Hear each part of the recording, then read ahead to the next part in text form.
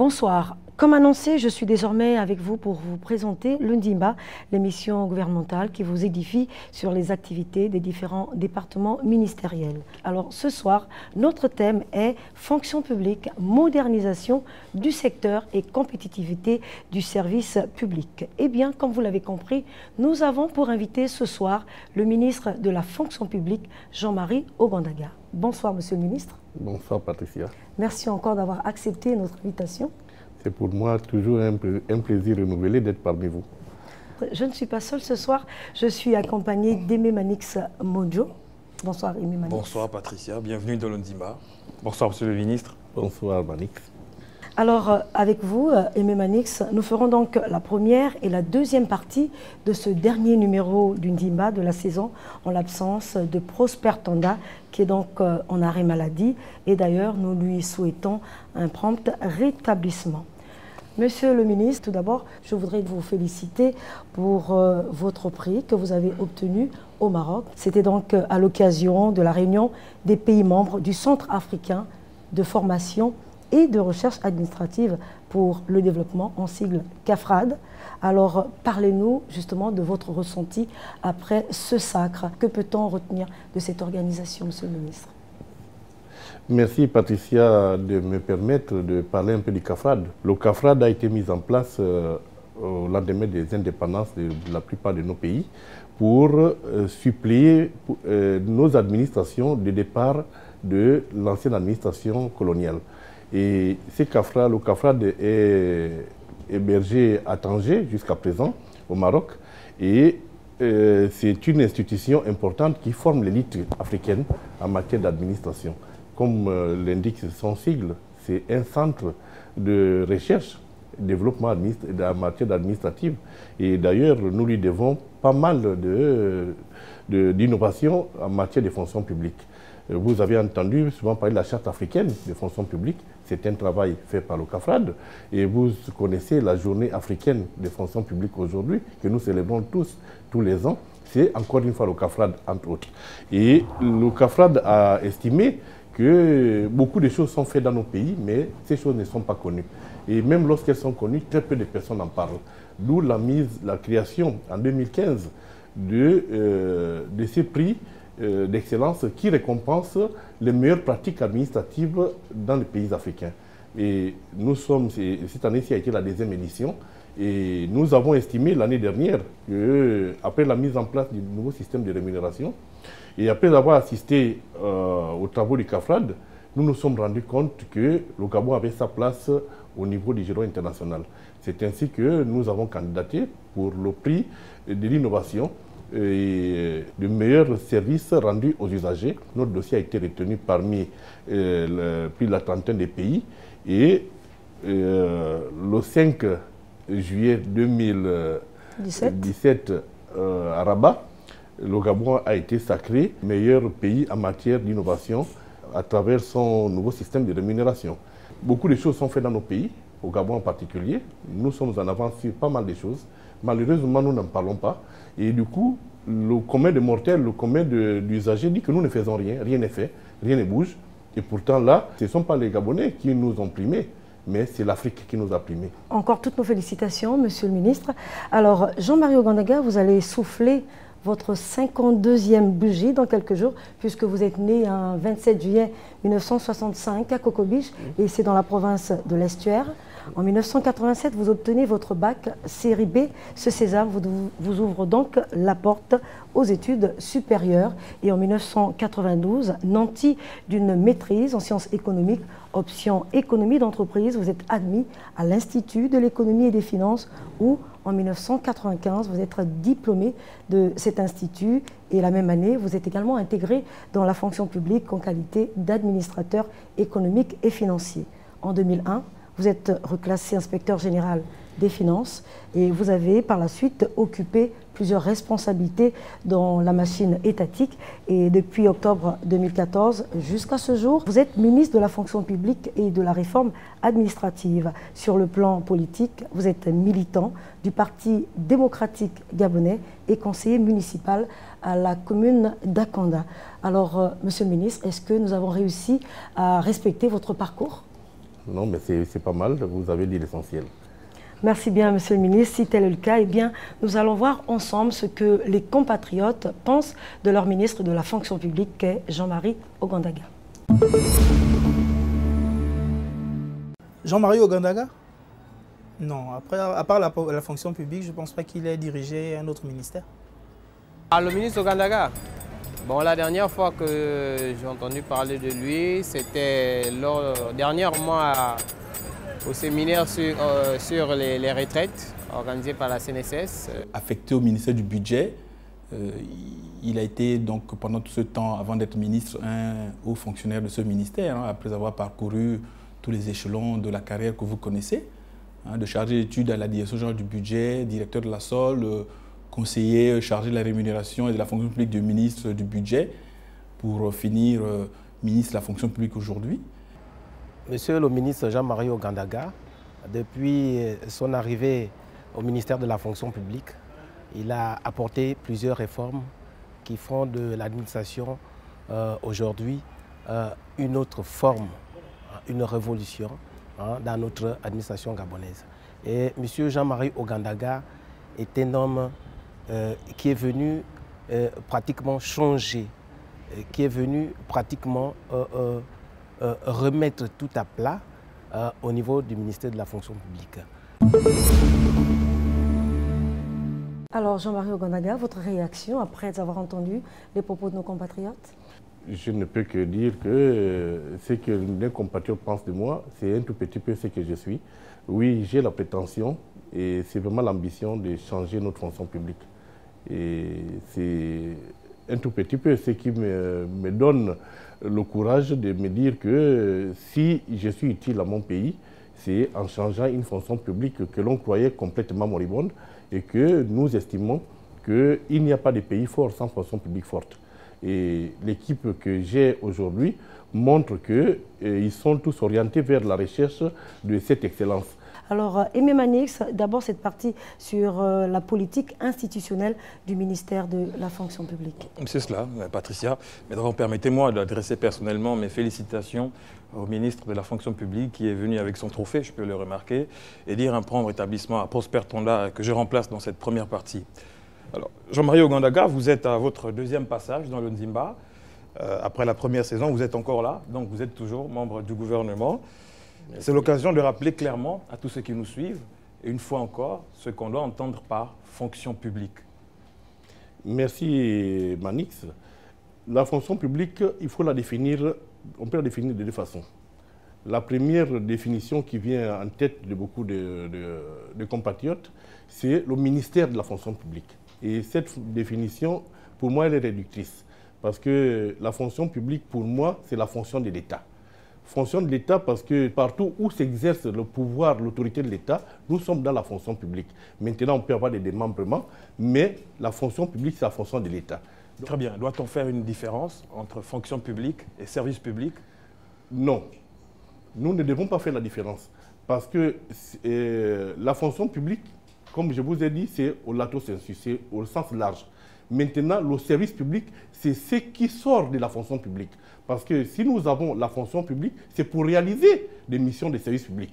Donc, ce qu'attend l'usager de nous, du gouvernement, ce qu'attend l'usager des ministères, c'est justement le service public. Et ce qu'attend l'usager des établissements publics, qui sont soit en concession, soit des établissements publics personnalisés, c'est le service public. Donc, le service public ici doit être entendu comme étant la résultante du travail fait par la fonction publique. Alors, vous avez porté plusieurs réformes depuis votre nomination à la tête de cette fonction publique que vous venez de définir. La plus connue est le nouveau système de rémunération, on le verra au cours de notre échange, Monsieur le Ministre. Alors, des réformes aussi bien structurelles que structurantes, plus de longues files d'attente dans les couloirs du ministère, numérisation des archives, rénovation des bâtiments, je m'arrête là. Quelle est aujourd'hui l'image de la fonction publique? Attire-t-elle toujours?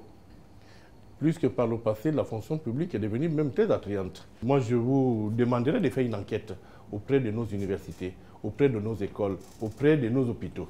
Vous verrez le nombre d'agents qui autrefois pantouflaient, parce que c'est comme ça qu'on le dit, aller chercher une meilleure rémunération dans les cabinets ministériels. D'ailleurs, le mien ne fait pas exception.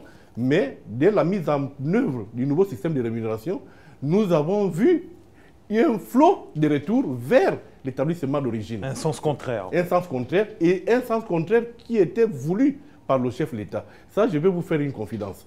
Lorsque nous mettons en place ce système, nous savons déjà qu'en le faisant, nous allons faire en sorte que chacun regagne son administration de prédilection. Pour nous, l'objectif, c'est de faire en sorte que là où vous êtes ici, vous êtes journaliste, vous êtes à la RTG, vous devez vous épanouir ici. Mais pour vous épanouir, il ne faudrait pas que vous ayez le sentiment que vous êtes payé au lance-pierre. Il faudrait que vous voyez midi devant votre porte. Et votre porte, c'est là où vous faites votre travail, là où vous avez de meilleures compétences.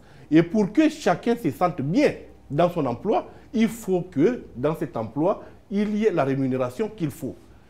Nous voulons un service public ou un audiovisuel de qualité, il faudrait que les agents qui y sont soient bien rémunérés et bien gérés.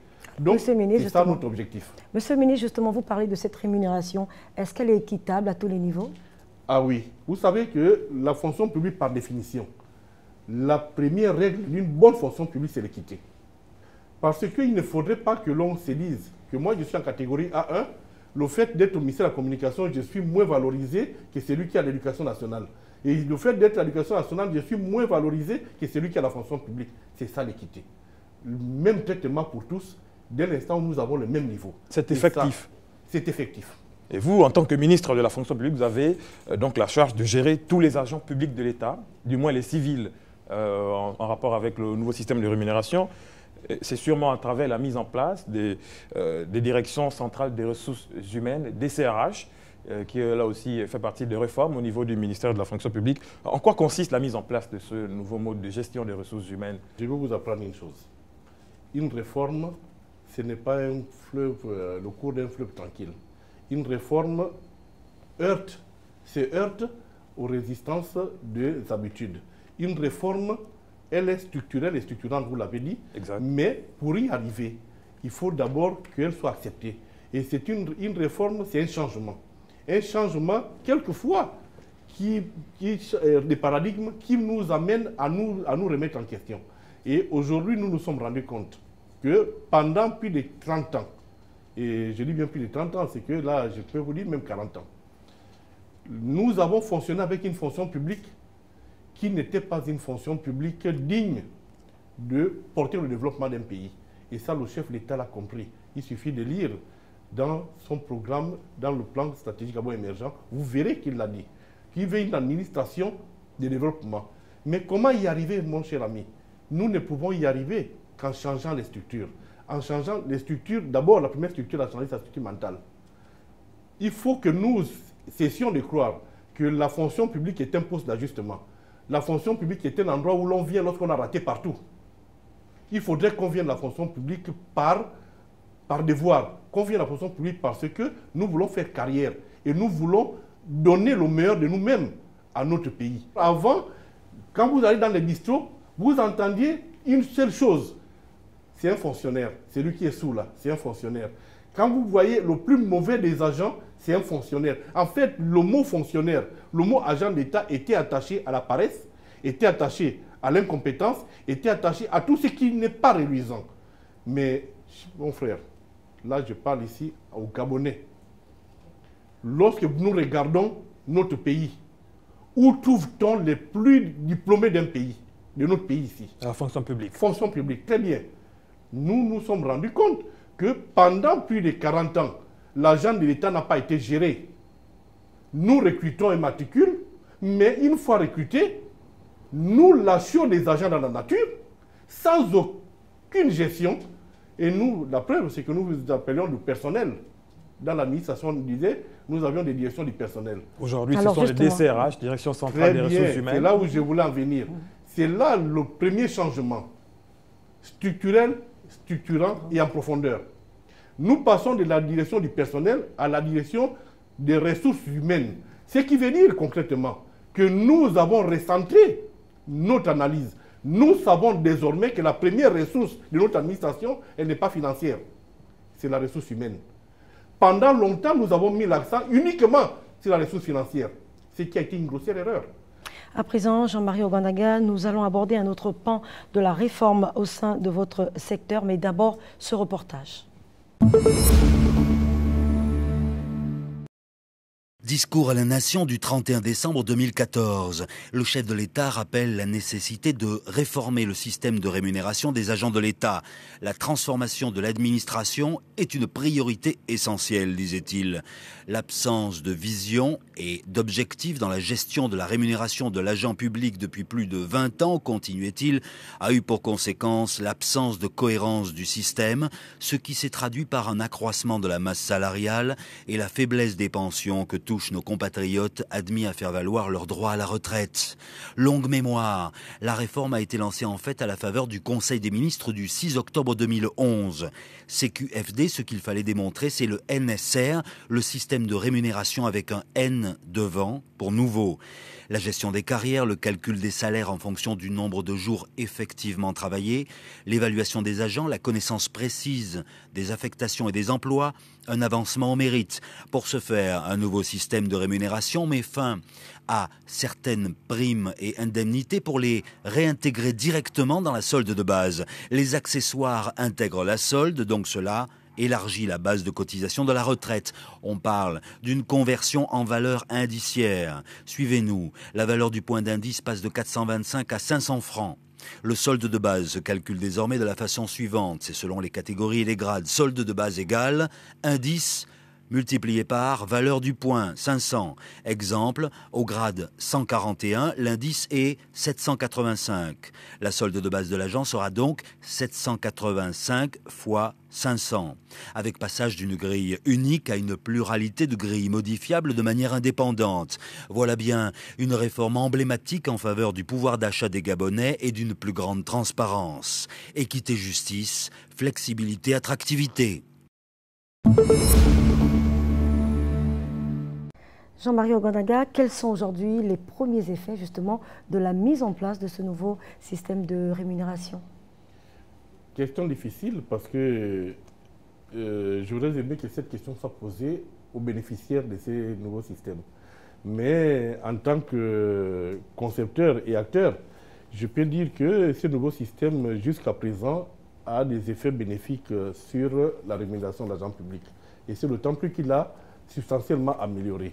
Et la deuxième chose, c'est que ce système a permis non seulement de ramener l'équité au niveau de la fonction publique, et ce système a remis en place ce qui avait été déplacé. Parce que vous le verrez par la suite, si vous regardez les différents documents, jusqu'à 2014, le système indemnitaire avait pris le pas sur les soldes de base. Or, c'est la solde de base qui est, comme le dit le nom, qui est l'assiette pour préparer notre futur, c'est-à-dire notre retraite. Et aujourd'hui, nous avons fait en sorte que la solde de base soit composée d'un minimum de 70% de l'ensemble de la rémunération. Est-ce que tous les agents profitent justement de ce nouveau système? La réponse est oui. La réponse est oui, parce que les tout derniers qui n'en bénéficiaient pas jusqu'alors, c'était des magistrats hors hiérarchie. Et je vous invite à aller interroger mes frères magistrats hors hiérarchie pour vous dire que jusqu'au mois de mai 2017, les magistrats hors hiérarchie n'avaient pas de système de rémunération cohérent. Ils étaient payés sur une seule forfaitaire globale, alors que ce sont des agents permanents de l'État qui font carrière. Donc, il leur a été appliqué un mode de rémunération qui n'est pas lié à leur carrière. Un mode de rémunération qui faisait en sorte que des années durant, ils avaient le même salaire. Alors, dans un rapport du ministère du Budget, il est écrit que, je vous lis texto, les salaires de la fonction publique devraient représenter 35% des ressources fiscales, mais sont plutôt à 75%, ce qui est largement au-dessus de ce que peut supporter l'État. Ce même rapport dit qu'il y aurait entre 80 000 et 106 000 fonctionnaires. Ce mode de rémunération peut durer encore longtemps, vous pensez? C'est un rapport entre un numérateur et un dénominateur. Le numérateur, c'est la masse salariale. Le dénominateur, c'est la recette fiscale. Si le numérateur reste stable et que le dénominateur se détériore, qu'est-ce qui se passe? je vous pose la question et je pose la question à ceux qui m'écoutent. Le ratio augmente. Si par contre le numérateur reste stable et que le dénominateur augmente, ces ratios diminuent. Non, s'il vous plaît. Je comprends que la masse salariale est élevée. Qu'est-ce qu'on entend par masse salariale? Il y a deux choses. Premièrement, les salaires stricto sensu, c'est-à-dire les salaires issus du nouveau système de rémunération. Ça, c'est à comparer avec l'ancien système. Mais en plus, il y a des éléments de rémunération qui ne sont pas des éléments de rémunération sous contrôle du ministère de la fonction publique et même du ministère du budget, que l'on vient mettre dans la masse. Vous comprenez bien que si on sépare les deux, je peux vous dire, allez regarder les chiffres, on est autour de 40%. Moins grave alors. Moins grave, mais ce n'est pas encore satisfaisant parce que nous estimons que nous pouvons arriver aux 35%, et c'est notre objectif d'ailleurs. Mais comment y arriver? Parce que c'est bien de parler d'un résultat, mais un résultat en lui-même, il cache beaucoup de choses derrière. Je vous ai dit tout à l'heure que nous passons d'une gestion administrative pure, et cette fois-ci, nous rentrons dans une gestion par objectif. Ce qui ne se faisait pas hier doit se faire aujourd'hui et demain. Mais comment le faire? Vous ne pouvez pas parler de la masse salariale sans parler de la gestion des agents de l'État. Parce que la masse salariale, c'est une résultante. Lorsque j'ai un agent, je dois payer. Lorsque j'ai deux agents, je dois payer. Mais pourquoi je paye? Commencez par vous poser la question, qui on paye, pourquoi on paye et à combien on paye? Parce que ce n'est pas le niveau des salaires que nous avons mis en place qui pose problème, mais c'est la maîtrise des effectifs qui pose problème.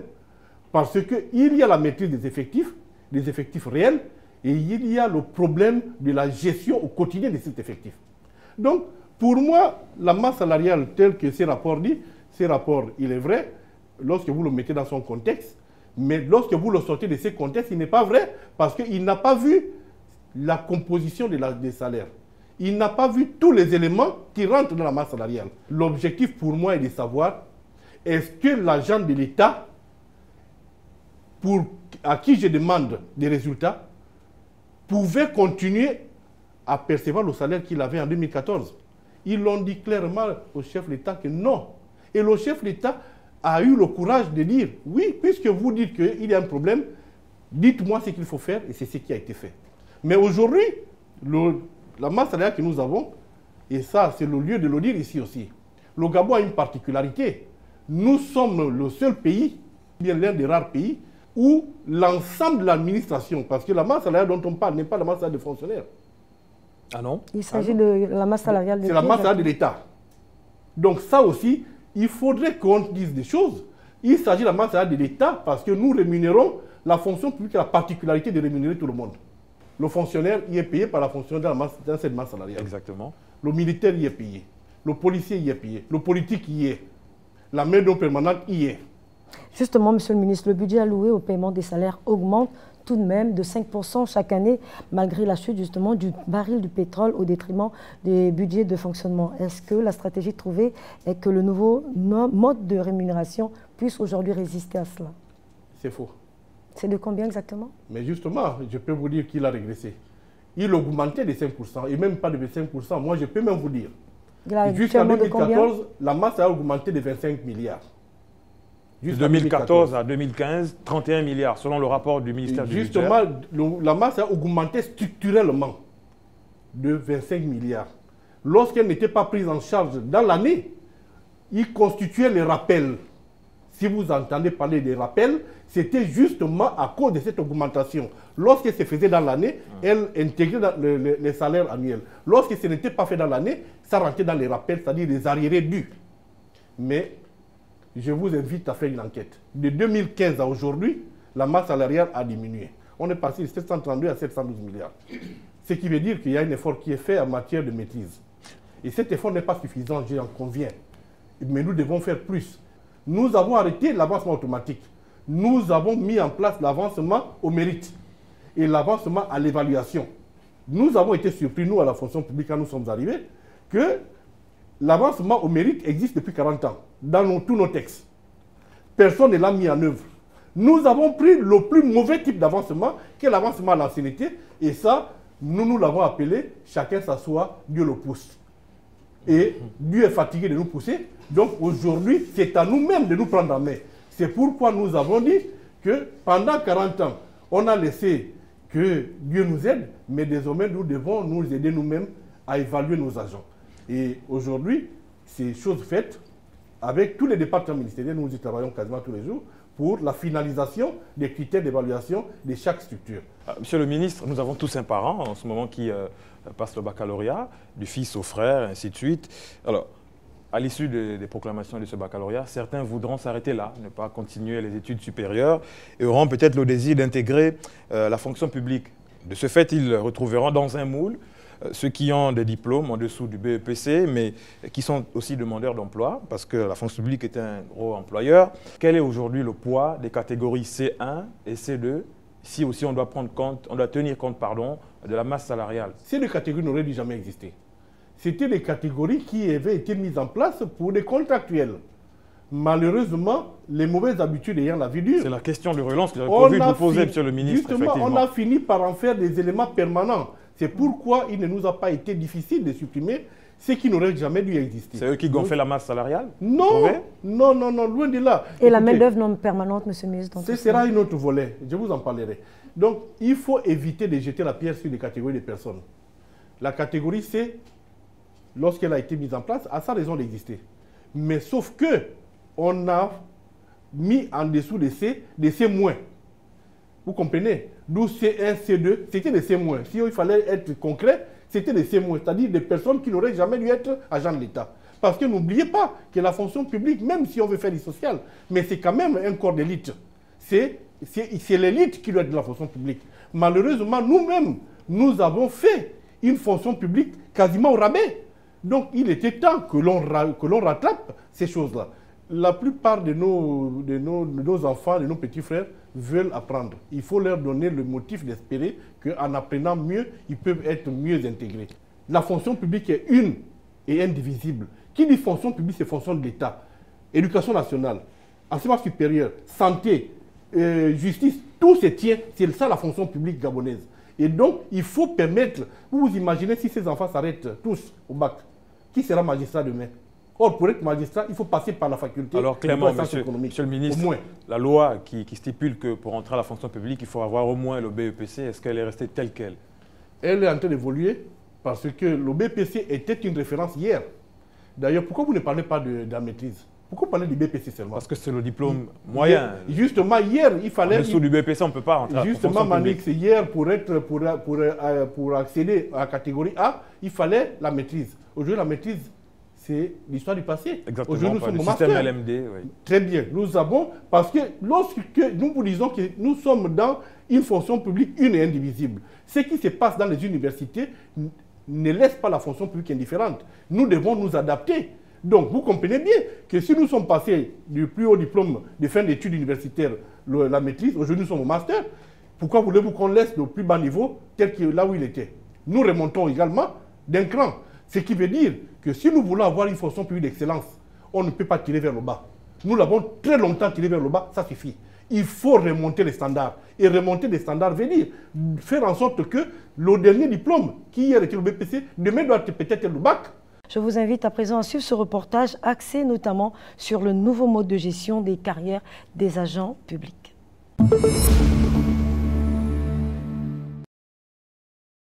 Professionnalisé, déconcentré, DCRH au pluriel, les directions centrales des ressources humaines. Une carrière de fonctionnaire, ça se gère. Et de près, c'est mieux que de loin, par la mise en place d'une démarche métier en complément de la gestion statutaire, la mise en œuvre d'une politique de développement des compétences, l'élaboration et la mise en place d'un dispositif coordonné de formation et le développement d'une politique générale et permanente de communication.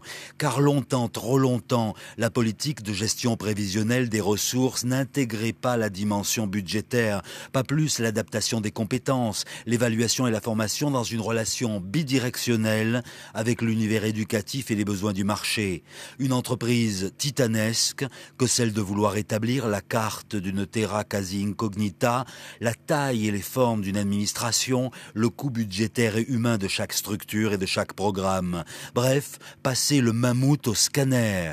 On parle ici de gestion de la mobilité horizontale et verticale, du suivi de la situation fonctionnelle des agents, de l'actualisation des situations familiales, du dialogue social, des fiches de poste, qui est payé pour faire quoi et sur quels objectifs. Harmonie d'une chaîne conçue au bénéfice de ceux qui sont rémunérés et de l'État qui rémunère grâce aux impôts de ceux qui sont rémunérés. Les DCRH transmettent vers la direction de la solde pour engagement de la dépense. La solde calcule et contrôle et envoie pour liquidation au Trésor qui lui devra verser, moins les impôts, les cotisations et autres remboursements de dettes. Un système destiné à mieux reconnaître la valeur professionnelle, les talents, les attentes de progression, l'engagement, la volonté de servir, l'entrée dans l'ère managériale de l'administration pour une fonction publique de service, riche de personnel motivé, compétent et orienté vers l'atteinte d'objectifs. Décret révolutionnaire finalement que celui du 16 janvier 2013 en application des recommandations de l'Organisation internationale du travail, favoriser les possibilités pour les femmes et les hommes d'obtenir un travail décent et productif dans des conditions de liberté, de sécurité et de dignité humaine. Après ce reportage, Jean-Marie Ogandaga, aujourd'hui, est-ce que l'on peut dire que l'environnement professionnel de l'agent public est assaini? Vos agents ont tout de même le minimum pour travailler dans les meilleures conditions. On n'ignore pas aussi que les efforts ont été déployés au sein de votre département pour que vos agents aient de meilleures conditions de travail. Notamment, on peut citer pêle-mêle la construction justement des toilettes publiques, d'une infirmerie, mais également d'un restaurant accessible à tous. Ces réalisations sont effectives, comme je le disais, au sein de votre ministère. Est-ce qu'il est idem dans les autres ministères également? Vous savez, madame, lorsque nous sommes responsables de la norme, il faut savoir donner l'exemple. Si nous-mêmes, nous parlons des choses à faire chez les autres et que nous ne les faisons pas, comment voulez-vous que nous soyons crédibles? Nous avons essayé de dire, s'il y a lieu de demander beaucoup à l'agent que vous êtes, il faudrait que les conditions soient mises en place. Parce que nous allons passer dans la phase de l'évaluation de l'agent.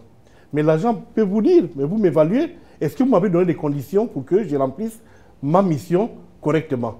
Donc, aujourd'hui, c'est un couteau à deux tranchants, à double tranchant.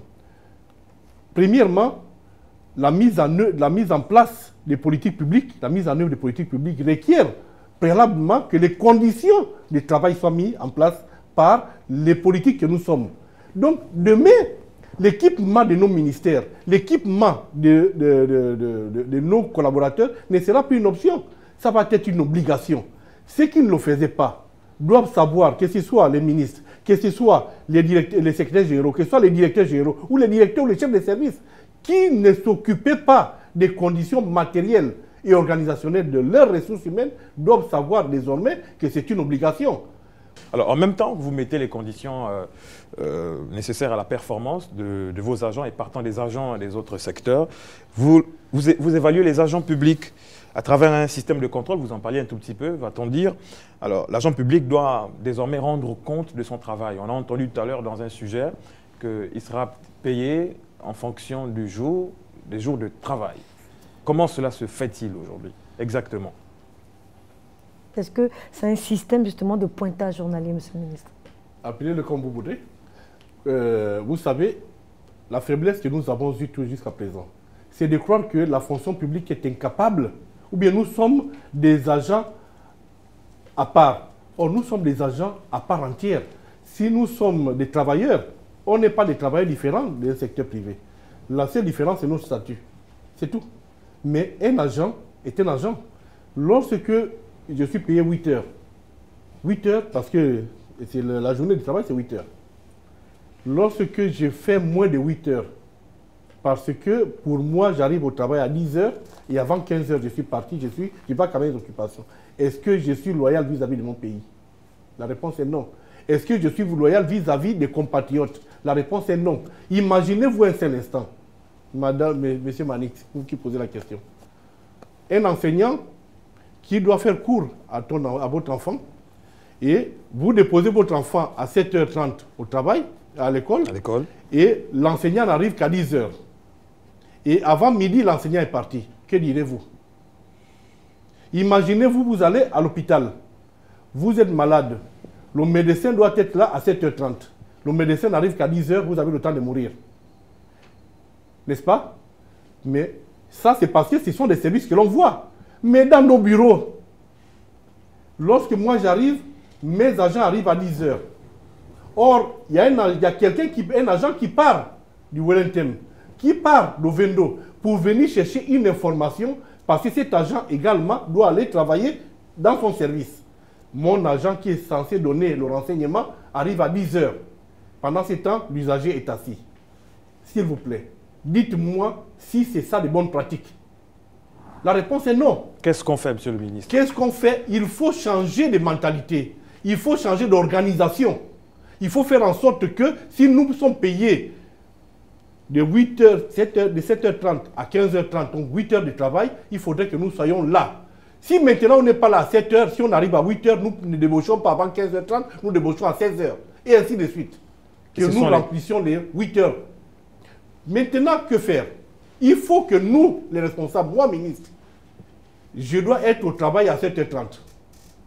Pour que mon secrétaire général sache que si moi je suis là à 7 h 30, lui aussi doit être là à 7 h 30. Parce que s'il vient après moi, je lui file une demande d'explication. Qu'est-ce qui se passe, monsieur le ministre, déjà chez vous? C'est ce qui se passe chez moi. Le mauvais exemple, il est très facile à prendre. Mais le bon exemple doit être donné par la tête. C'est pourquoi chez nous on dit le poisson pourri par la tête. Vous voulez que tous les secteurs emboîtent le pas? Tous les secteurs doivent... Ce n'est pas une option. C'est une obligation des services. Ce sera quand même difficile dans le secteur de la communication pour les journalistes qui travaillent H24. Non, vous allez avoir votre organisation, mais pourvu que vous fassiez vos 8 heures de travail. Ce qui est mauvais, c'est la triche. Il y a des personnes qui travaillent 1 heure, qui sont payées 8 heures.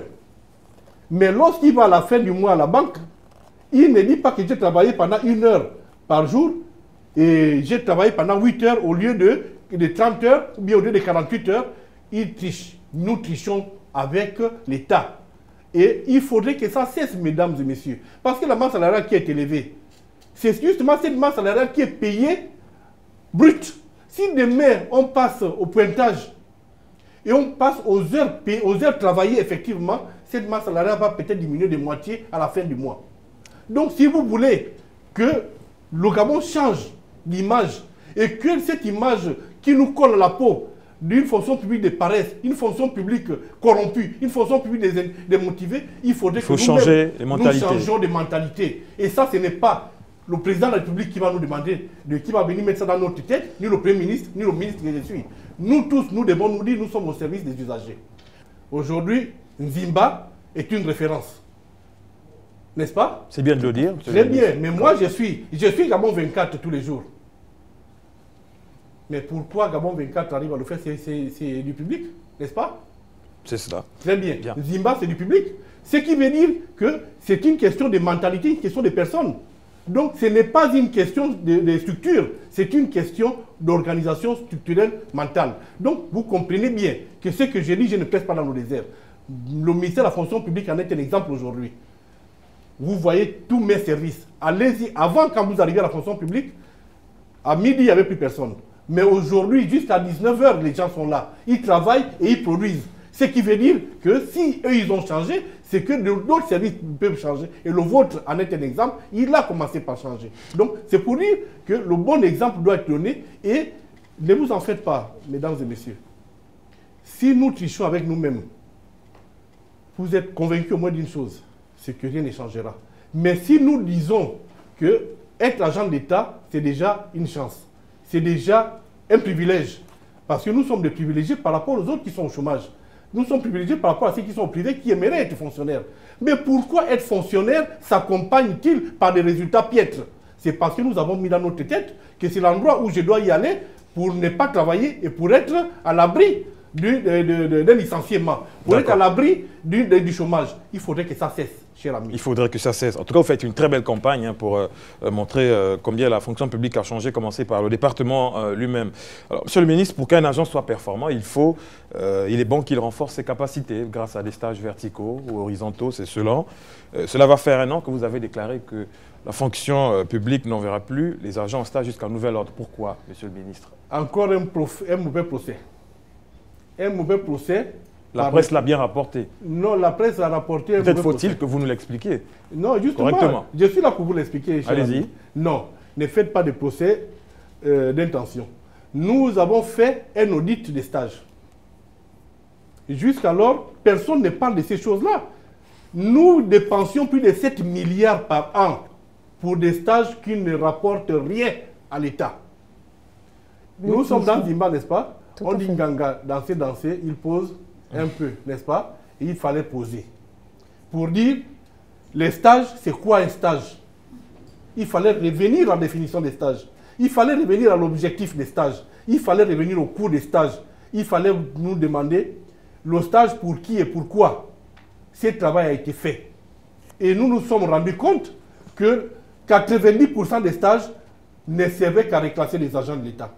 C'est-à-dire à coûter plus cher au budget de l'État, non seulement par des formations, parce qu'il faut payer ces stages. Pendant la période des stages, l'agent n'est pas là et il faut payer un salaire. Et voir un sur-salaire lorsqu'il est dans une zone hors franc CFA. Son salaire était multiplié par 2. Mais au retour, madame, cet agent, une fois reclassé, il monte en catégorie supérieure. Il coûte plus cher, un nouveau poste budgétaire, mais l'État a gagné quoi? Que dalle. Et les agents revenaient dans le même poste de travail, au même niveau. Conséquence, on n'a rien gagné. Et face à ce constat, qu'est-ce que vous Face à ce avez constat, préconisé? nous avons dit qu'il fallait envoyer, contrairement à ce que vous avez dit, hein, on n'a pas arrêté les stages, mais nous les avons freinés. Parce que quand vous freinez votre voiture, vous ne l'arrêtez pas. C'est pour permettre de reprendre une autre vitesse. Voyez-vous, il y a cette règle ou loi, vous me direz ce qu'elle est réellement, qui restreint les départs en stage. Il faut avoir bouclé 5 ans en tant que fonctionnaire pour partir en formation. S'il faut déjà tenir compte des réalités en société gabonaise qui se matérialisent pour le cas de la fonction publique par l'âge moyen, au moment de signer la fiche bleue, ça se complique un tout petit peu. Alors, quid des dérogations? Car il n'existe pas de loi sans exception. Vous savez, à quel moment les dérogations interviennent-elles? Les dérogations interviennent lorsque c'est nécessaire. Déjà, cette loi ne s'est jamais appliquée au secteur de la santé. Vous pouvez vous C'est une loi alors? Mais oui, cette loi ne s'est jamais appliquée au secteur de la santé. Et ne s'est jamais appliquée au secteur de l'enseignement supérieur et de l'éducation. Pourquoi? Parce que ce sont des secteurs prioritaires. Donc, lorsque nous avons besoin de médecins, des spécialités, lorsque les médecins sont nouvellement diplômés intégrés dans la fonction publique, on n'a pas attendu les 5 ans. Ils ont été automatiquement envoyés en stage et ça continue jusqu'à aujourd'hui. Donc, mais malheureusement, derrière chaque règle, lorsqu'elle n'est pas contrôlée, il y a des abus. Beaucoup d'abus ont été constatés au niveau de ces corps privilégiés. Ils sont partis et beaucoup ne sont jamais revenus malgré l'investissement de l'État. Donc, tout ça aussi, il faudrait qu'on en parle. Pourquoi on n'en parle pas? Une grande perte pour l'État. Une perte sèche pour l'État. Vous imaginez pour former un médecin ce que ça donne. Et pire encore, lorsque nous l'envoyons en spécialisation et avec les coûts exorbitants de collage, des coûts exorbitants de remplacement et des coûts exorbitants d'espoir. Et lorsque ces médecins ne reviennent pas, parce qu'ils préfèrent rester dans les pays où ils sont allés en formation, c'est très grave. Et ça, nous avons des cas aujourd'hui. Et d'ailleurs, nous donnerons des chiffres. Le dernier contrôle que nous venons de faire en mettant des agents du secteur santé en bon de caisse vient encore de démontrer ce que je suis en train de dire. Donc, c'est pour vous dire, M. Manix, que nous n'avons pas dérogé à quoi que ce soit. Il n'y a pas de loi sans exception, oui, mais l'exception ne doit pas devenir la règle. L'exception doit être vraiment l'exception et gérée à la marge. Or, nous avions fait en sorte que les cas d'exception deviennent la règle. Et ça, ce n'est pas bon. Et c'est ce que nous avons arrêté. Et lorsque vous arrêtez ce genre de choses, les gens ruent sur les brancards. Mais il faut toujours vous dire quelle est la règle en la matière. Et nous sommes là pour appliquer la règle. D'accord. Nous sommes là pour appliquer la règle, comme le souligne Monsieur le ministre Jean-Marie Ogandaga. Voilà donc pour ce qui est de cette première partie, nous abordons à présent la partie socio-économique de l'émission à travers ce reportage. C'est le combat pour les anciens, pour ceux qui ont servi et aspirent à la dignité, ceux qui ne doivent plus être vus comme des retraités clochardisés à la seule charge solidaire de leurs enfants. Maigres, bien maigres étaient les indemnités vieillesse, car calculées sur un salaire tout petit et pas impactées par les primes. La caisse des pensions et des prestations familiales des agents de l'État, établissement public à caractère administratif, assure donc maintenant à titre exclusif la gestion des pensions et des prestations familiales des agents de l'État. À ce titre, elle est notamment chargée de proposer la définition du panier des pensions et des prestations familiales servies à chaque ayant droit, de liquider et de payer la pension et les prestations. Pour être clair, la CNSS s'occupe uniquement des agents du privé, la CNAMGS offre exclusivement des prestations médicales, la CPPF s'occupe des pensions, des prestations familiales à tous les agents du secteur public. Les concernés, plus de 12 000 retraités et plus de 5 000 veufs et veuves.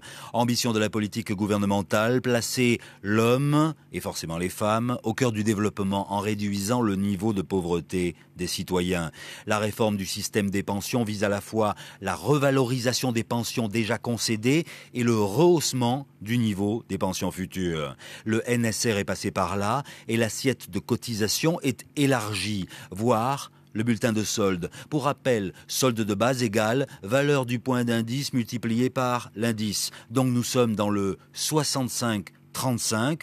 Avant, les retraites se calculaient sur la solde, soit 35% grosso modo de l'encaissé. Aujourd'hui, les retraites se calculent sur la solde, soit 65% de l'encaissé. Réduction des accessoires et primes et augmentation de la solde. Au final, la réforme du système des pensions amène une meilleure distribution de la richesse nationale pour plus d'équité entre tous, car elle s'étend aussi bien au régime général qu'aux régimes spéciaux. Alors, Jean-Marie Ogandaga, après ce reportage, le processus de départ à la retraite anticipée ou encore volontaire des agents avait été initié il y a quelques années par le ministère de la fonction publique avec le nouveau système de rémunération. Qu'est-ce qui a changé aujourd'hui? Il faut d'abord rectifier. Ce n'est pas le ministère de la fonction publique qui avait initié le système de départ à la retraite anticipée ou volontaire. À l'époque, c'était le ministère du budget et des comptes publics et de la fonction publique. Donc, nous avons hérité de ces dossiers depuis 2 ans, mais nous ne l'avons pas mis en œuvre pour des raisons évidentes.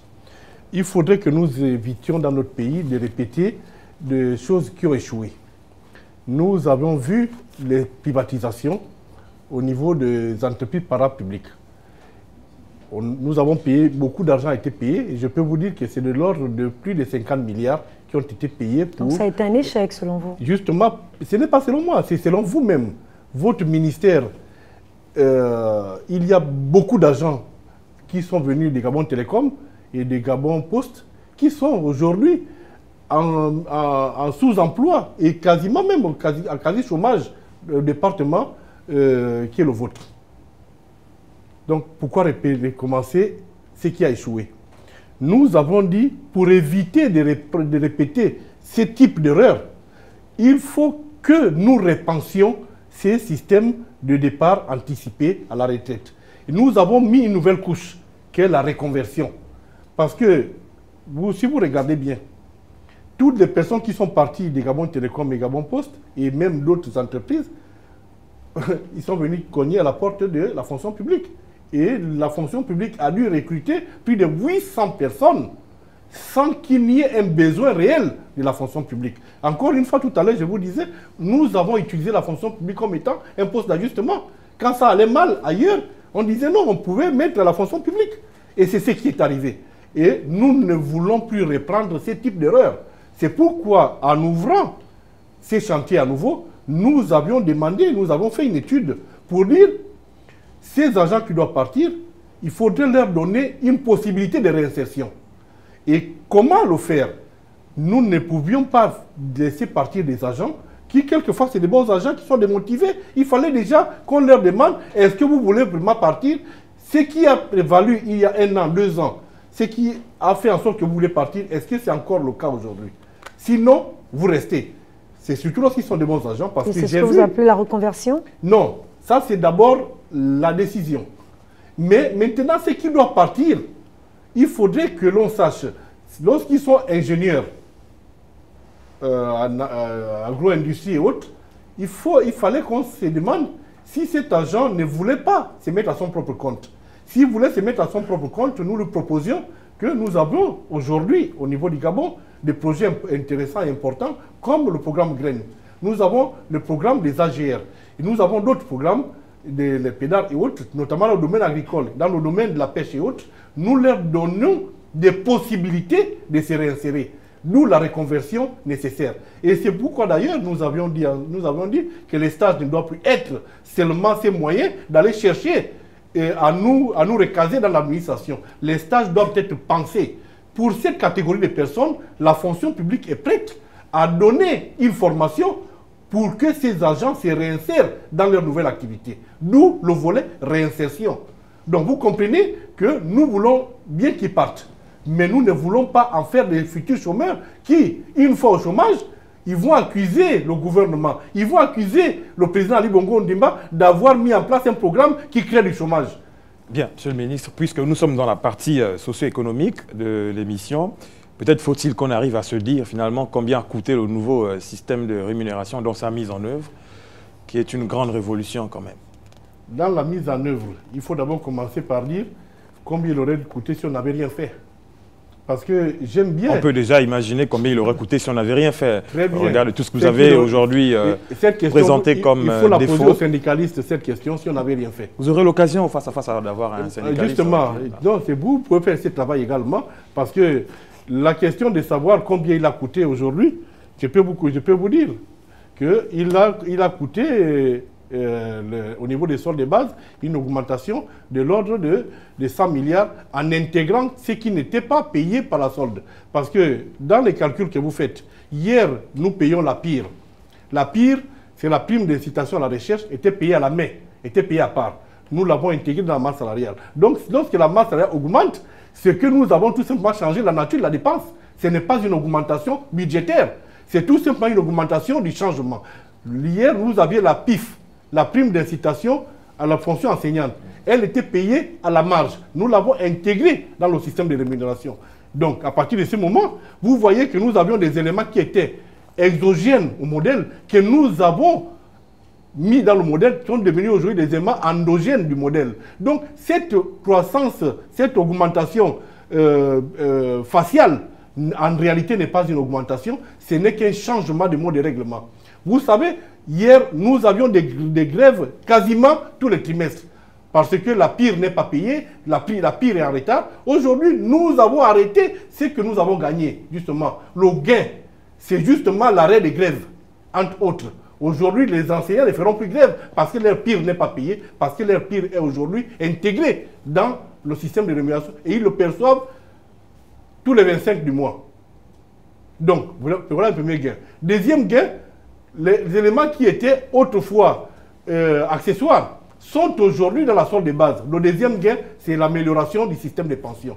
Nous sommes passés d'un système où la rémunération de base était à 35% de l'ensemble des rémunérations à un relèvement de l'ordre de 65 à 70% de la solde de base. Voilà un deuxième gain, le changement de l'assiette de cotisation pour nos parents qui sont à la retraite et pour nous autres qui sommes des futurs retraités. Donc voilà un deuxième gain. Maintenant, si vous voulez savoir combien il a coûté, mais regardez le budget. Vous verrez bien qu'on est passé de 732 milliards à 712 milliards. Ce qui veut dire qu'il y a une amélioration sensible. Mais je vous ai dit que je ne me satisfais pas encore de cela.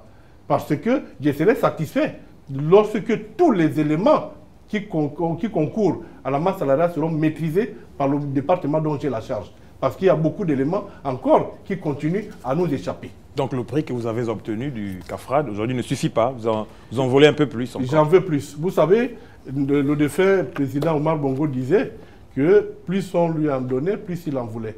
Et l'appétit venant en mangeant, là j'ai déjà mangé un premier morceau, mais il me faut encore d'autres morceaux. Je vous le souhaite, monsieur le ministre. Il y a d'autres prix à gagner. Alors, plus haut je vous lisais texto, ce qu'un rapport du ministère du Budget précisait sur le nombre de fonctionnaires au Gabon, soit plus de 106 000 aujourd'hui. Alors, combien d'agents publics, précisément, sont concernés par le nouveau système de rémunération qui a causé, on le disait aussi dans les échanges, une hausse considérable de la masse salariale?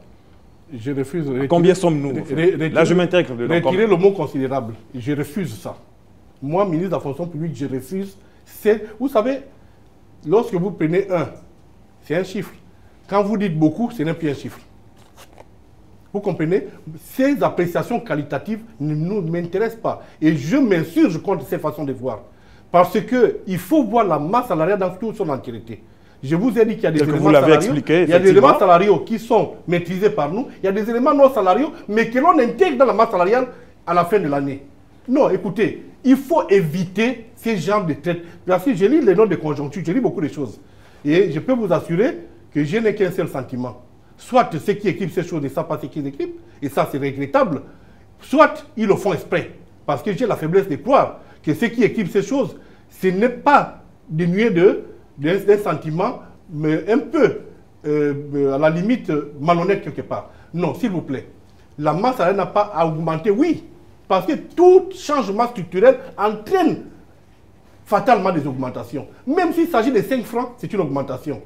Je vous ai dit que jusqu'en 2015, juillet 2015, la prime d'incitation à la recherche payée aux enseignants, enseignants-chercheurs des universités était payée à part. Nous l'avons intégré dans la masse salariale.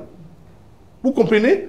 Les primes d'incitation à la fonction étaient payées à part. Nous les avons intégrées. Rien que cette augmentation, c'est que cette intégration entraîne une augmentation structurelle. Mais ça ne veut pas dire que ça entraîne une augmentation salariale. Puisqu'ils le percevaient déjà sans être, et encore, que cette fois-ci, ça concourt à leur retraite, ce qui n'était pas le cas lorsqu'ils s'étaient payés à la main. Donc vous comprenez, cher ami, nous sommes là pour rétablir des vérités. Moi, ministre de la fonction publique, je ne peux pas me satisfaire de telles analyses.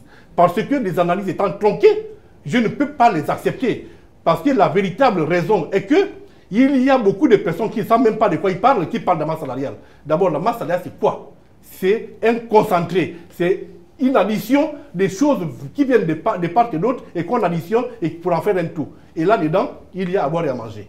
D'accord, on va le prendre une bonne fois pour dire, monsieur le ministre, mais toujours on n'a pas eu l'estimation du nombre d'agents aujourd'hui qui sont pris en compte par le nouveau système de rémunération. L'estimation, je vous donne le chiffre.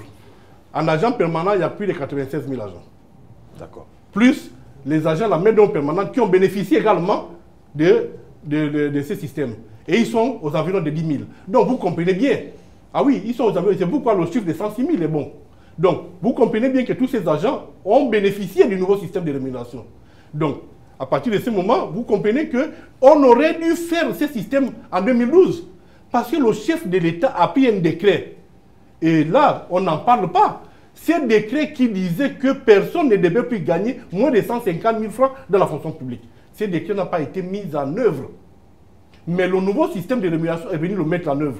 D'où le relèvement de la solde de base la plus basse qui est partie de 64 000 à 150 000. Ce n'est pas le nouveau système qui l'a dit. Il y avait déjà un décret depuis 2012. Il faut se conformer au texte que nous prenons. Le chef de l'État prend un texte, il est applicable.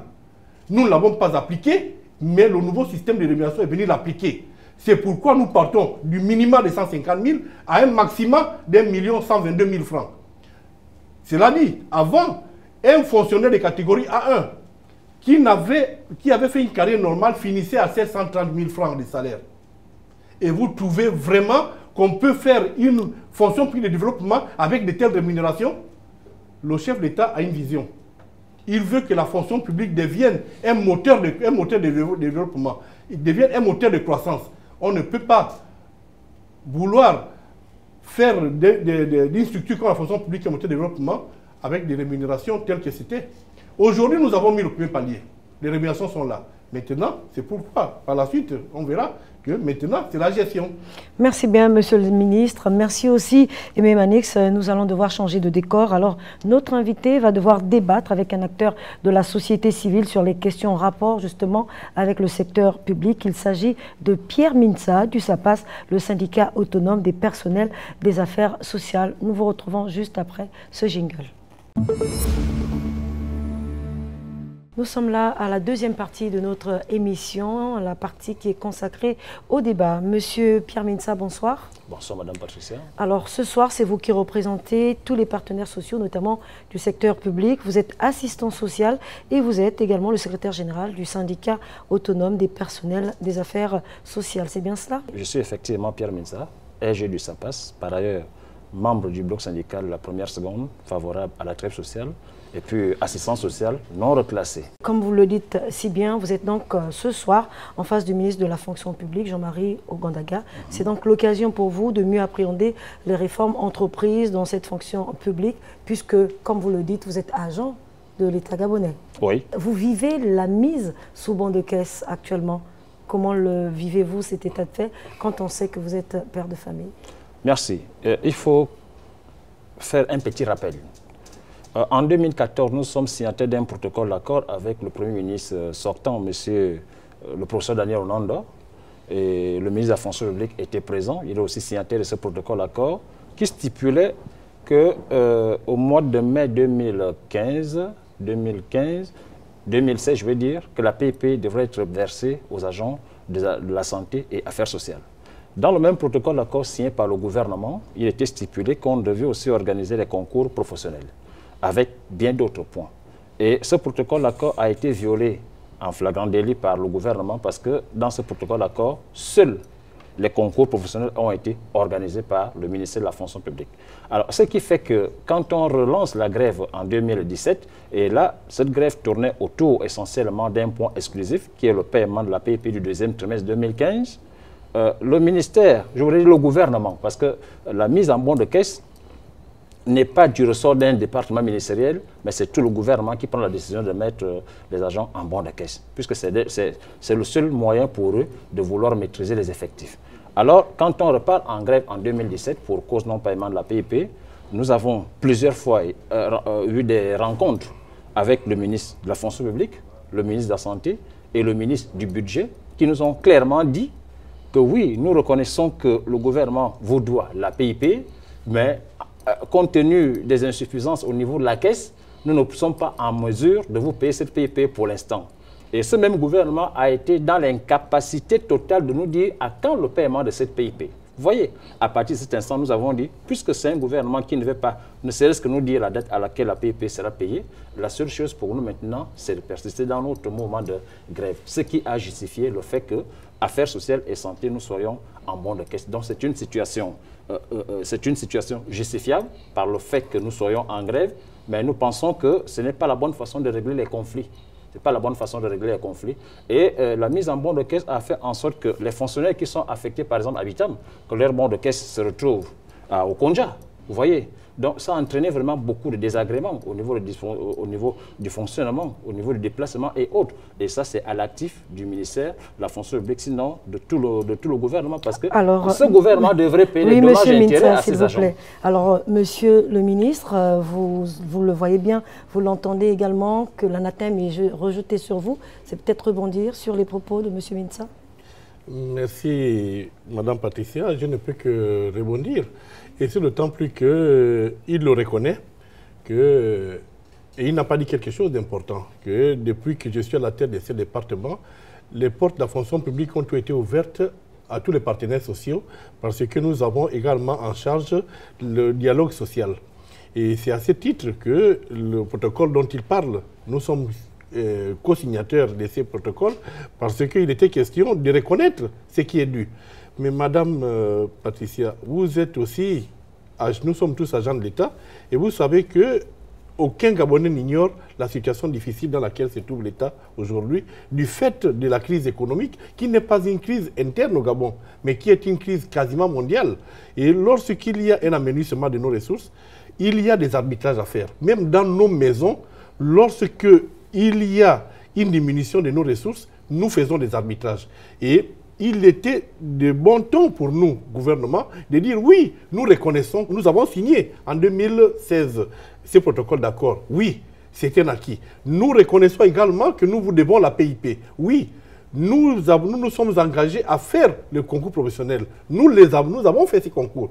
Il faut dire par ailleurs qu'un concours professionnel amène à reclasser automatiquement les agents en catégorie supérieure. Donc, entraîne une hausse de la masse salariale. Ce qui veut dire, autant que la masse salariale, elle est rehaussée pour la charge de l'État, mais en même temps, ça améliore les salaires des bénéficiaires. Ce qui veut dire, nous avons rempli une part du contrat. Et, comme je vous disais, à l'impossible nul n'est tenu, la crise est passée par là et nous avons reconnu la dette, mais une fois que nous avons reconnu la dette, cela veut dire que lorsque nous rentrerons en meilleure fortune, nous payerons, puisque c'est écrit. Parce que la priorité, et c'est ce qu'ils ne vous disent pas, c'est que la priorité du gouvernement, c'est de payer d'abord les salaires.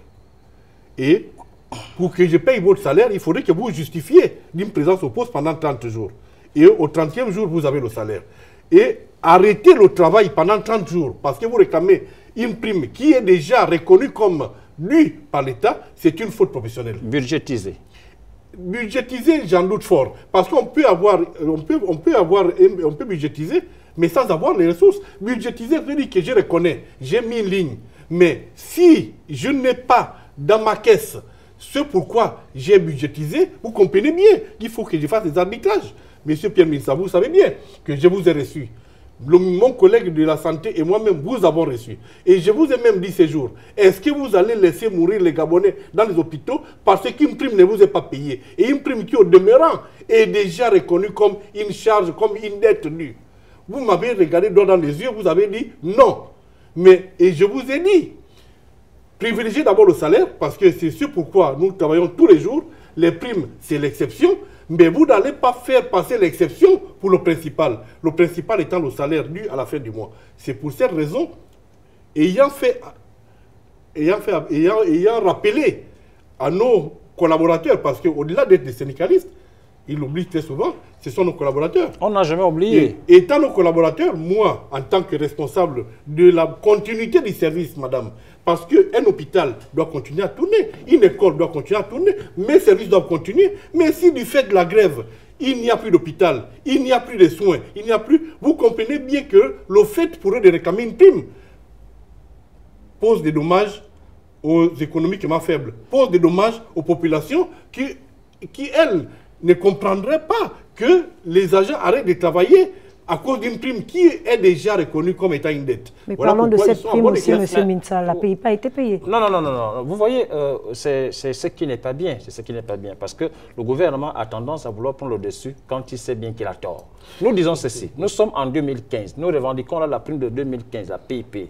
Tout le monde, le ministre ne pourra pas me démentir ça ici. Le ministre sait qu'en 2015, et effectivement au deuxième trimestre, ceux du secteur éducation n'ont pas travaillé. Il est stipulé dans la loi 1-2005 que vous êtes payé après service fait. Comment comprendre que lors du paiement de cette PIP, que le gouvernement, de façon unilatérale, décide de payer d'abord la PIP au secteur éducation qui n'a pas travaillé en 2015, au détriment de ceux de la santé et des affaires sociales. Donc, ce sont les mauvaises analyses qui sont souvent faites par les gouvernements. Et nous disons aujourd'hui, il n'est plus question que cela se passe ainsi. Vous voyez, il n'est plus question que cela se passe ainsi. Nous sommes pour le syndicalisme de construction. Mais en faisant ce syndicalisme de construction, j'ai écouté islamiquement M. le ministre tout à l'heure avec votre interview. Vous voyez, il ressort que moi, M. Mensah, j'ai pris part à la mise en place du nouveau système de rémunération. Mais votre collègue a posé la question à M. le ministre, mais il n'a pas été dans la possibilité de répondre à cette question-là. Combien a coûté le nouveau système? Nous qui avons pris part, nous n'avons rien reçu du tout, sauf si M. le ministre nous dit autre chose. Alors que nous savons que quand eux, ils font venir les expertises étrangères avec les blancs marabouts et autres, ils payent beaucoup d'argent. Mais pour une fois, le nouveau système a été mis en place par l'expertise gabonaise. Je vous assure que nous qui avons pris part à cette commission, nous n'avons pas reçu un seul centime. Aujourd'hui, nous sommes satisfaits. Oui, nous sommes satisfaits que ce nouveau système a reçu le prix panafricain. Le prix panafricain, c'est à l'actif des syndicalistes que nous sommes et non à l'actif du ministre. Donc, il devrait présenter d'abord ce prix que nous revendiquons à l'ensemble des travailleurs sociaux que nous sommes pour avoir pris part activement à la mise en place de ce nouveau système. Et en plus, quand M. le ministre dit que le nouveau système de rémunération a profité à tout le monde, je ne suis pas d'accord. Je ne suis pas d'accord. Parce que le revenu minimum mensuel institué par le chef de l'État en 2012 concerne les agents de la main dominante permanente. Donc, avant la mise en place du nouveau système, et je voudrais aussi rappeler qu'en 2012, quand on parle du revenu minimum mensuel, au départ, lors de la campagne du président de la République, en 2009, il parlait du SMIC qui passerait de 80 000 à 44 000. Que répondre de 44 000 à 80 000. Donc, les politiques qui sont en face de moi ont transformé la promesse du chef de l'État pour mettre en place le revenu minimum mensuel. Et aujourd'hui, la main dominante permanente n'a pas bénéficié du nouveau système de rémunération. Je ne peux que répondre et je m'inscris en faux si ce qui vient d'être dit par M. Minsa. Je m'inscris en faux pourquoi? Parce que le revenu minimum mensuel est différent du SMIC. Oui. Un revenu, c'est un ensemble des émoluments que l'on reçoit et c'est justement de cela dont il est question. Or, le SMIC, c'est un revenu minimum interprofessionnel garanti. C'est ce qui vous est garanti lorsque vous n'avez rien. Donc, c'est le SMIC. Or, le revenu est différent du SMIC. Donc, le revenu dont il est question ici, il n'est pas passé seulement à 150, il est passé au-dessus des 150. Parce que le 150, c'est sur le plan indiciaire. Quand vous prenez l'indice le plus bas de la nouvelle grille, qui est l'indice 300, qui était d'abord à 35, est passé à 300, multiplié par la valeur du point d'indice qui est 500, on est à 150 000. Mais 150 000, c'est la base sans les accessoires. Quand vous ajoutez le logement, le transport et autres, vous êtes au-dessus de 225 000 francs. Donc, ce qui n'est pas le cas avec la main de non permanente. Or, la main de non permanente, parlons-en, M. Minsa. La main de non permanente a bénéficié justement de ces relèvements et j'ai des chiffres avec moi. Malheureusement, la main de non permanente n'est pas calibrée de la même façon que la grille des fonctionnaires. Et pour cause, il faudrait qu'on en parle également. La main d'œuvre permanente n'est pas une main d'œuvre statutaire. C'est une main d'œuvre, comme on l'appelle, non permanente. Mais qui est devenue permanente, monsieur le ministre? Non, pas du tout. Tant que les textes ne sont pas sortis, tant que je n'ai pas fait un texte, il n'y a pas de permanence par insinuation. La permanence ne peut être donnée que par un cadre juridique. Mais la jurisprudence, monsieur le ministre? La jurisprudence en matière administrative n'est pas une source de droit lorsque le droit existe. Le droit qui est aujourd'hui... Ce droit est bafoué par vous? Non, elle n'est pas bafouée. Par vous, les ministres? Monsieur Minsa, vous savez également comme moi que la main d'œuvre non permanente est une mauvaise gestion. Parce qu'elle n'aurait jamais dû être ce qu'elle est aujourd'hui. De la fonction publique? Pas du tout. Elle n'est pas une main d'œuvre de la fonction publique, M. Pierre Minsa. Dans le statut de la fonction publique, je n'ai pas la main d'œuvre permanente. Alors justement, parlons de la main d'œuvre. Vous verrez qui est agent de l'État. S'il vous plaît, M. le ministre, parlons de la main d'œuvre, M. Minsa. Vous voulez justement que cette catégorie de personnes soit prise en œuvre par rapport à la mise au nouveau système de rémunération? Avec la mise en place du nouveau système, qui est une réussite totale. Nous faisons la différence entre un revenu et le SMIC. Déjà, même au niveau de la fonction publique, le SMIC n'existe plus. Il n'existe plus. Oui. Donc, il reste un élément perturbateur du secteur privé. Oui. Mais le nouveau système a vu le jour en 2015. Oui, effectivement, 2015. Juillet 2015. Oui. Mais ceux de la main de non permanente étaient déjà dans le bénéfice du revenu minimum mensuel. Donc, à 150 000 en moyenne. Il y avait les 149 000 et plus de 150 000. Donc, vous comprenez que quand le nouveau système vient se mettre en place, il faut qu'il tienne aussi compte de ces agents de la main d'œuvre non permanente qui, pour certains, ne sont pas ceux-là qui doivent être à la fonction publique. Ils sont révocables à tout moment. C'est d'ailleurs leur nom est évocateur, main d'œuvre non permanente. Mais aujourd'hui, cette catégorie est permanente dans l'administration publique. Et le nouveau système de rémunération, je continue à le dire, il n'a pas profité à ces agents. Non seulement ces agents, mais le nouveau système jusqu'à aujourd'hui n'a pas encore pris en compte les retraités qui sont déjà à la retraite. Vous voyez? Or, nous aurions voulu que le nouveau système, oui, il est salutaire, mais qui prenne en compte la main d'œuvre non permanente et les retraités. Sauf si M. le ministre me dit aujourd'hui que les retraités qui sont allés à la retraite depuis 2015 sont déjà qu'est-ce qu'on fait justement de la main bénéficiaires. La réponse est claire. La réponse est claire et vous savez, nous sommes une fonction publique de droit. Et le droit se matérialise par des actes. Ces actes, ce sont des lois, ce sont les textes de portée réglementaire qui sont des décrets, des arrêtés et j'en passe.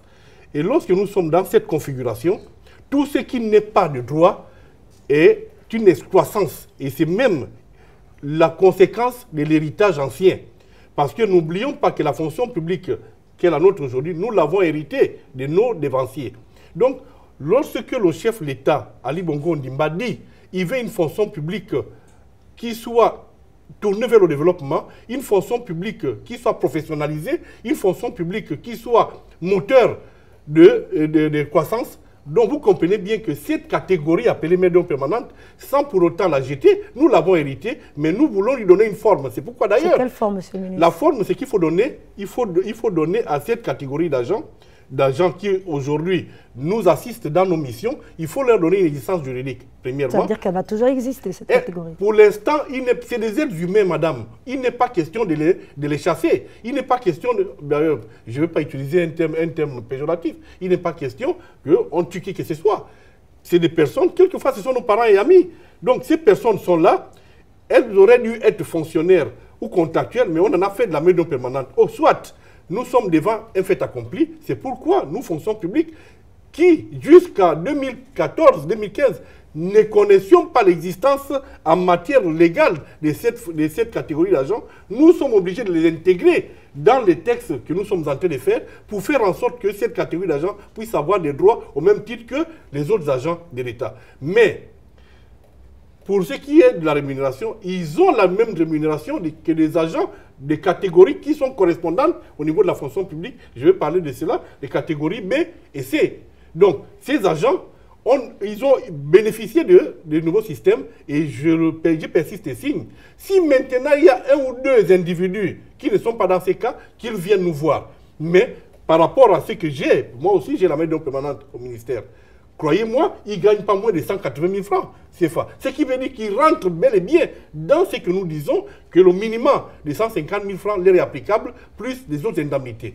Donc, à partir de ce moment, M. Pierre Minsa, vous savez, il est toujours facile qu'une personne vienne vous voir, parce que vous, les syndicalistes, vous recevez tout le monde, mais souvent, les gens ne vous disent pas la vérité. Ils vous la cachent d'ailleurs. Mais nous avons une particularité, c'est que nous sommes devant les machines, nous sommes devant les textes, et nous travaillons avec ces textes. Une autre revendication? Oui, non, ce n'est pas des revendications, ce sont des vérités. Vous voyez...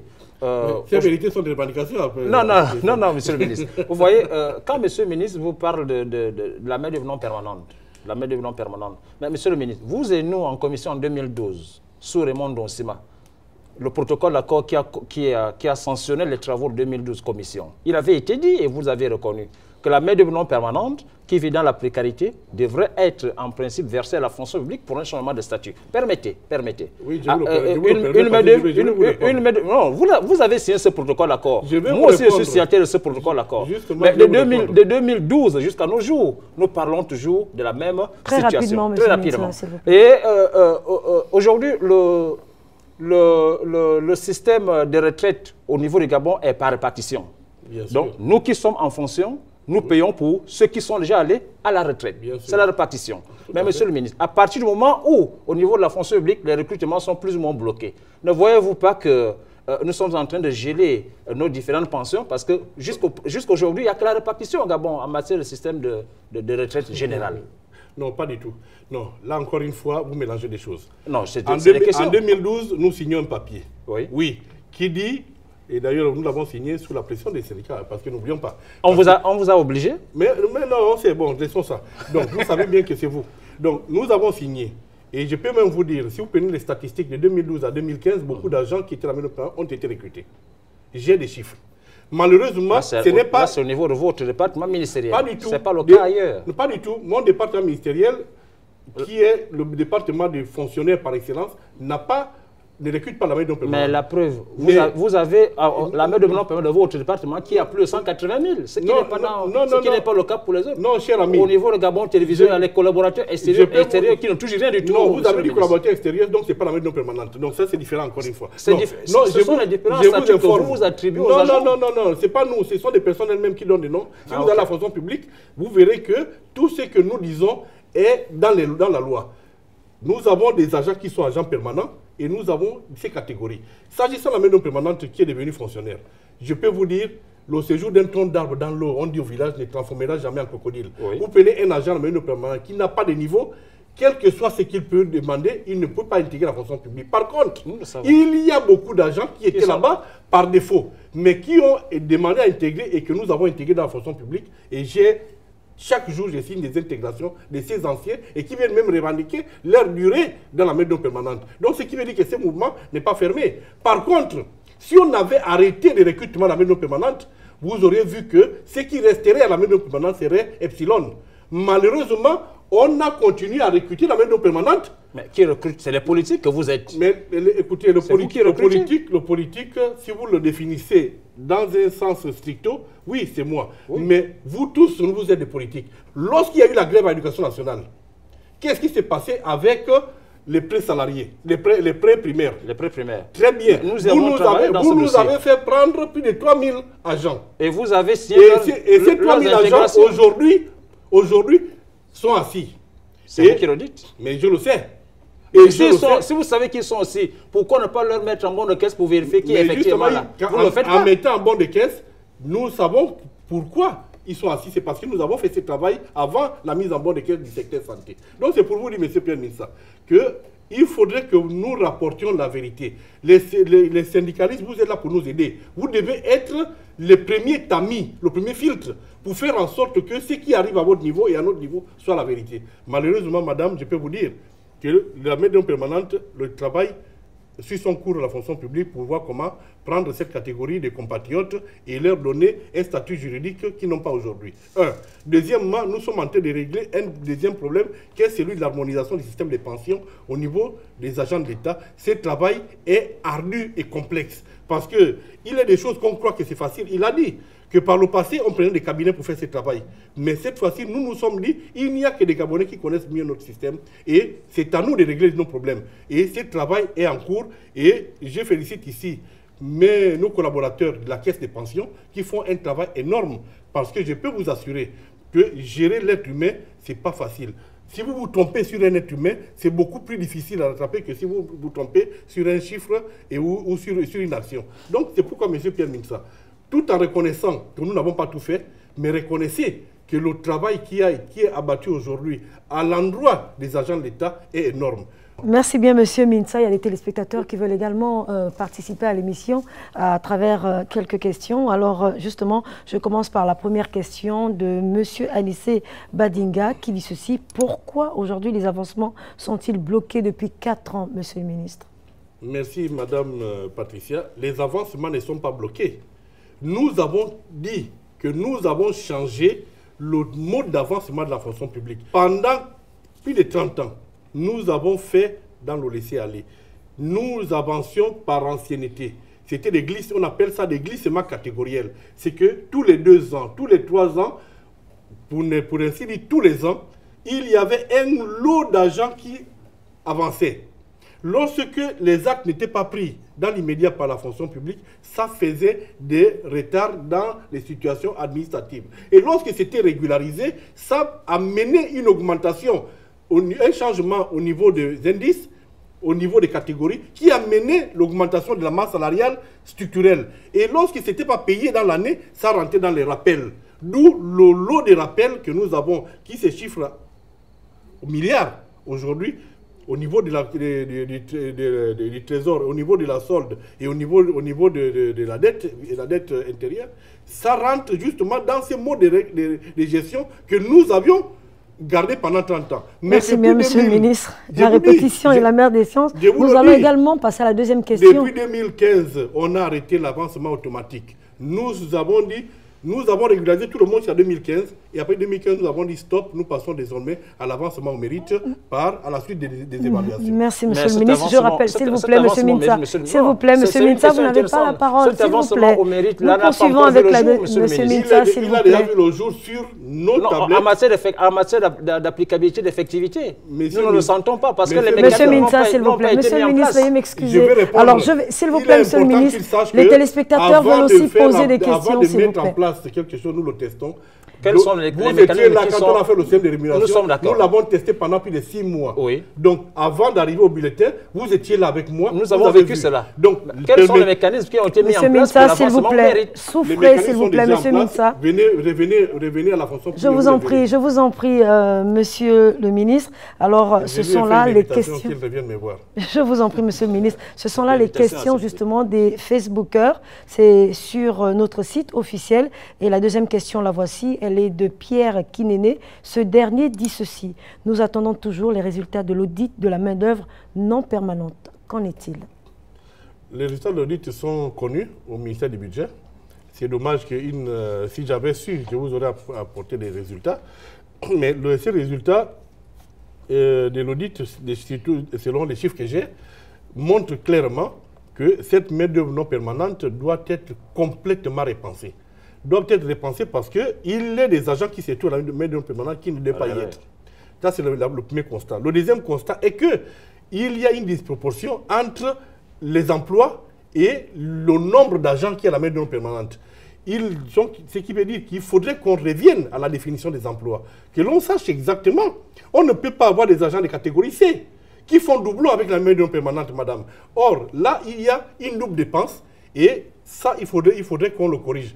Le troisième point que nous avons constaté, c'est que nous payons des agents de la main-d'œuvre permanente qui n'existent pas.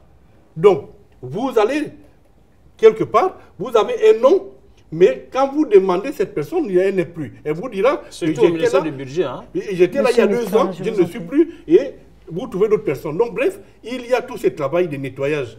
Il faut nettoyer nos procédures, il faut nettoyer notre système d'information. Merci bien, Monsieur le ministre. Et enfin, la dernière question est de Jean-Victor Ndoukou. Il dit ceci: Monsieur le ministre, bonjour. Pourquoi, après un stage vertical, un fonctionnaire doit attendre 3 voire 5 années pour être reclassé? Pouvez-vous nous dire combien de temps peut-on être reclassé après un stage vertical? Déjà, la définition des stages. Il faut savoir, ce qu'il dit est faux. Et je dis que c'est faux pour 2 raisons. Premièrement, lorsqu'un agent part en stage vertical, il doit être mis en stage par la fonction publique. Il y a une commission d'insertion en stage professionnel, qui est une commission nationale, n'est pas une commission du ministère du Budget, encore moins une commission de la fonction publique. Tous les ministères et toutes les institutions de la République sont membres. Les 2 ministres qui sont le ministre de la fonction publique et celui du budget n'assurent que la présidence et la vice-présidence.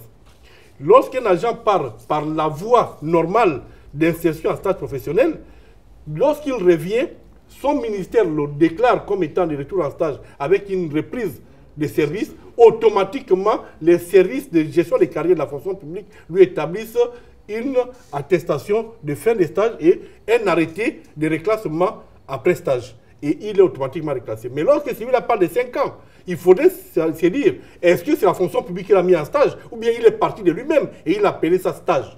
Et c'est monsieur qui a parlé, qu'il m'amène son texte demain de mise en stage officiel par la fonction publique. Si nous avons commis une erreur, nous la réparons. Maintenant, s'il est parti de lui-même, ce qui veut dire que pendant 5 ans, il a triché la fonction publique, et il a triché l'État, il est allé, en gardant le salaire, faire un stage qui n'avait pas été autorisé. Et ça, c'est une faute. Merci bien, Monsieur le ministre. Merci également, Monsieur Mintsa. Mais nous sommes, s'il vous plaît, Monsieur Mintsa, s'il vous plaît, l'occasion viendra où vous allez vous exprimer. S'il vous plaît, Monsieur Mintsa. S'il vous plaît. À présent, Jean-Marie Ogandaga, petit tour dans le monde culturel avec notre partenaire, le Musée national, qui nous accompagne et qui a d'ailleurs mis autour de nous ces objets d'art que vous avez pu apprécier. Focus à présent sur ces objets traditionnels. D'abord, l'okukwe, qui vient de l'okandé mukoku, qui signifie revenant. Et le masque okukwe apparaît en plein jour dans la cour du village lors d'événements tels que les initiations, les rites relatifs aux jumeaux et les rites mortuaires. Et le deuxième objet d'art, le panier à casse-à-dents, fait à base de la liane lissée et entremêlée. Il est utilisé pour tremper à l'eau les casse-à-dents. Le panier fait avec de la liane, qui est utilisé également chez le peuple à Kélé pour la récolte de l'arachide ou encore pour la pêche. Et enfin, le grenier fait avec de la liane. Il est utilisé chez le peuple Fan pour conserver les graines. Voilà donc Jean-Marie Ogandaga, lequel de ces objets vous parle le plus? Tous ces objets me parlent, mais il y a un qui me rappelle ma défunte grand-mère, c'est le panier à casse-à-dents. Parce que jusqu'à aujourd'hui, il est même en relation avec nos us et coutumes, parce que nous consommons beaucoup le casse-à-dents. C'est votre cas aussi, monsieur le ministre? C'est mon cas, et c'est quelque chose qui m'a marqué et que j'apprécie jusqu'à aujourd'hui. C'était un mets que nous associons chez nous à un bouillon de, bon, je suis obligé de le dire ici, hein, je vous en prie. À un bouillon de tortue. Et chez nous, on appelle ça Kudu Nangwese, ça veut dire que tortue et Kassadan. Donc c'est un mets important chez nous, et quand bien même la tortue soit une espèce protégée, mais pour nous, ça réveille des souvenirs. Lorsque je vois le Kassadan, je passe à ce bouillon de tortue qu'il ne m'est plus facile de consommer aujourd'hui, parce que mon ami Lee White protège les tortues et m'empêche d'avoir mon bouillon dominical.